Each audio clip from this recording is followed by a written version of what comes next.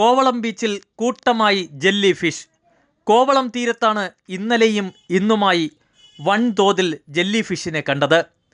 കടൽ ചൊറി എന്ന പേരിലാണ് ഇതിനെ അറിയപ്പെടുന്നത്. ലൈറ്റ് ഹൗസ് ഹൗവ ബീച്ചിലാണ് വയലറ്റ് നിറത്തിലുള്ള ജെല്ലി ഫിഷ് കരയ്ക്കടിഞ്ഞത്.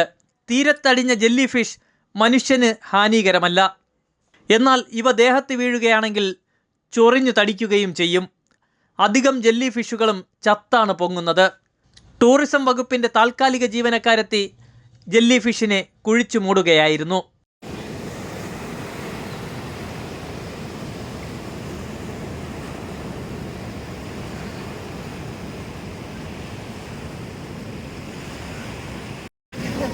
ചോറി ഇത് ഇങ്ങനെ വന്നിട്ടില്ല ഇതുവരെ.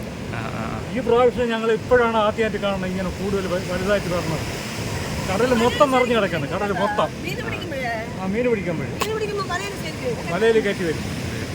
ഏതൂരുണ്ടത് ഇത് ഇവിടെ ലൈറ്റ് ഹൗസ് തൊട്ട് അങ്ങ് സമുദ്ര വരെ ഉണ്ട്. പിന്നെ എന്ത് ചെയ്യും നിങ്ങൾ ഇനി?